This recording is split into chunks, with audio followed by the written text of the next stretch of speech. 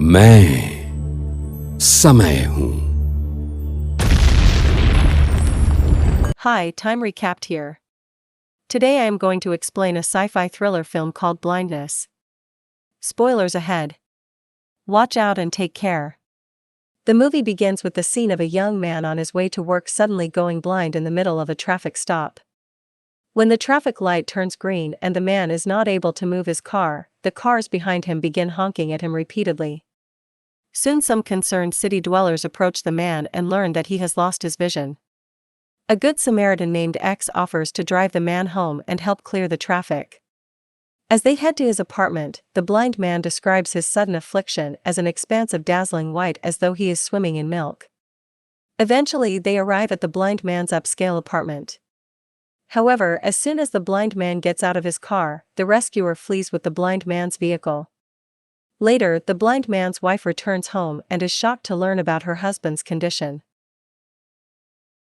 She immediately decides to take him to a local ophthalmologist.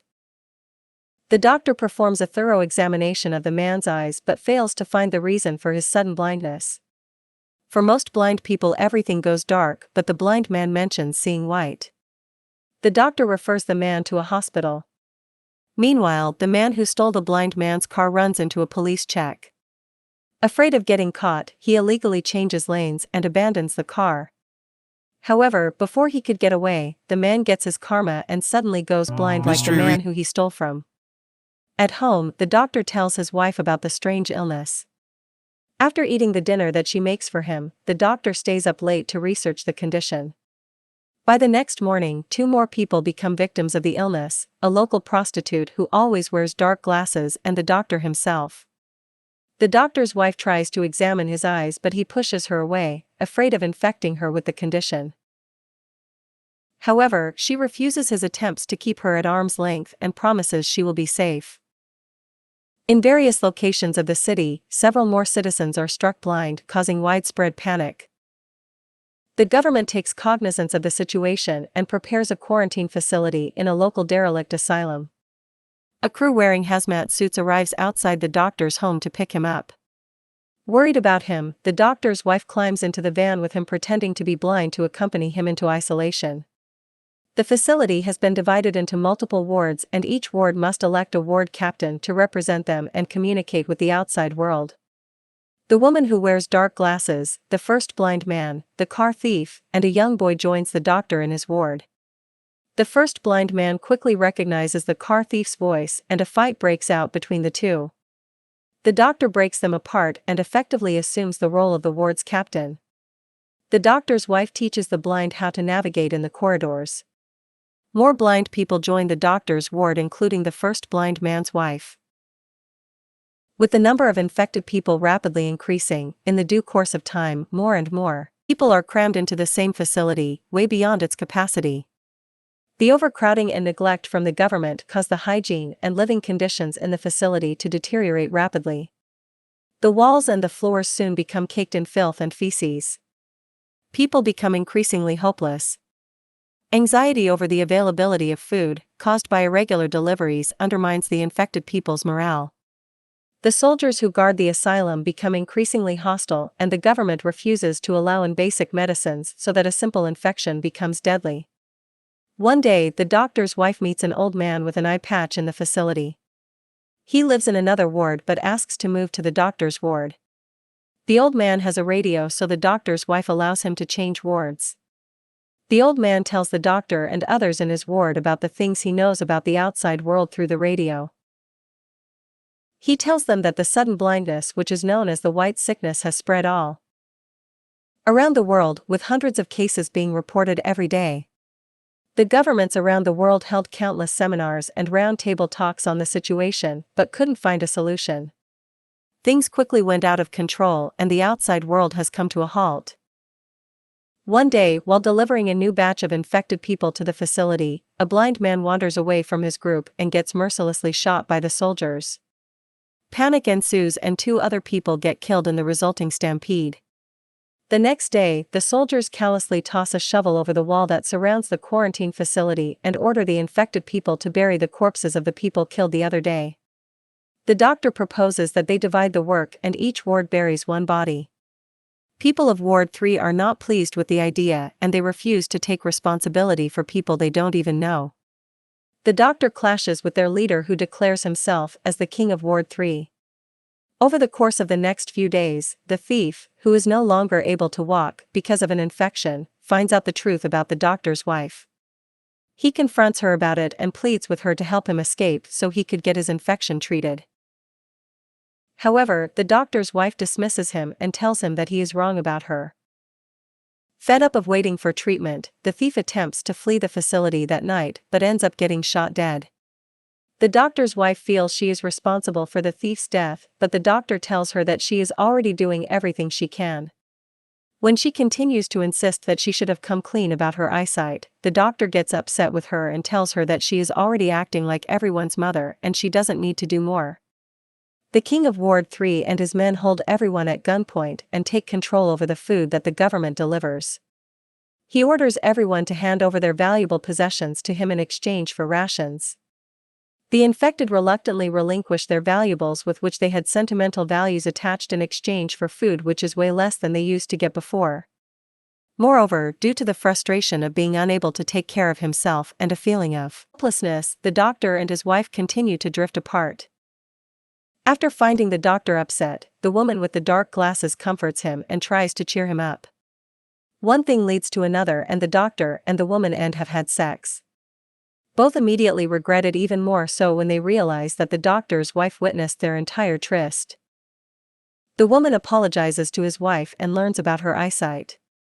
The next day, the king of Ward 3 demands women in exchange for food. People refuse to comply and 3 days pass by.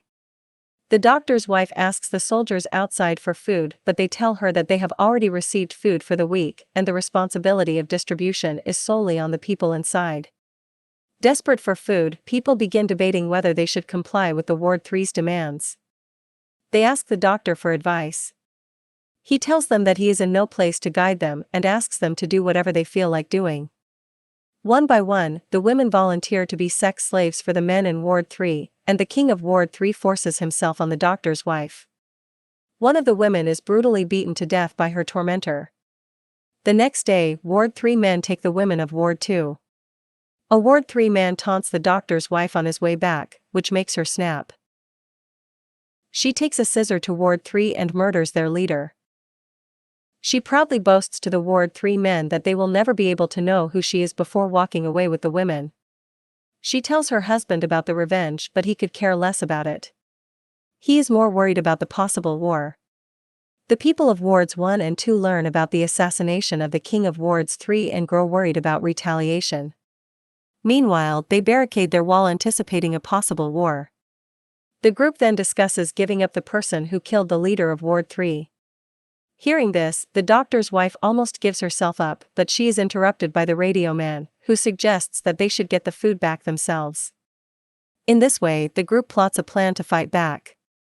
One of the girls from Ward 1 sneaks into Ward 3 and lights a chair on fire. This allows Ward 1 to approach Ward 3 with weapons. However, the fire has spread to all wards and chaos ensues. Everyone goes outside and the doctor's wife calls out to the guards but finds out that no one is there. She then finds out that the doors are unlocked and everyone finally leaves the place. As they walk around the city, they notice how far society has fallen and witness the devastation around them. Blind people roam the streets and everything looks grim. Eventually, the doctor and his wife head out to salvage supplies. The doctor tries telling his wife that he misses her, but she remains cold and ignores his sentiments. The wife then enters a supermarket but finds that all the racks are empty and people are going paranoid with hunger. She then ventures to the basement and finds a large stack of food that she hadn't even dreamt of since ages. She collects 2 bags of supplies and goes upstairs. However, the hunger-stricken people sense that she has something and immediately attack her. The doctor who was waiting at the door rushes to aid her and the couple run away. After they reach a safe place, the doctor realizes that he left his clothes behind at the supermarket. So he returns to get them back. The tired wife sits and looks on like a pack of dogs eating a dead man. Suddenly, a dog comes by and gives her company. It starts raining, so she gets inside and the dog follows her. The doctor also arrives with the clothes, and after wearing jackets, they head back to their place. Outside, the people enjoy the rain and are seen rejoicing in the experience, even if it's for a little while. The following day, the doctor's wife takes the group to their home. Fortunately, no one had invaded their home and it looks intact. She then cleans up the messy place to make everyone feel at home. There, everyone is seen helping each other as if they are one big family. The three women later take a shower where they are laughing and enjoying the experience. The doctor's wife describes the women to them as they haven't seen themselves in a long while. Later that night, the radio man expresses his happiness at the fact that he has met a lot of good people during these critical times. He also continues by saying that they can live together like this for a long time. During dinner, the doctor's wife cheerfully describes the items and their locations on the table, and the group has awkward cheers, which they laugh at.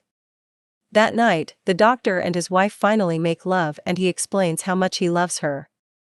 The following morning, the doctor's wife wakes up early and makes her special coffee for everyone. Suddenly, the first man starts seeing everything around him. Mixed with feelings of shock and joy, he exclaims that everything is very beautiful. He then goes around the house, greeting everyone with happiness. Everyone is extremely happy at the new revelation, thinking that it's only a matter of time before their sight is back as well. Subscribe for more videos like this, turn on the notification, and leave a like to help the channel out.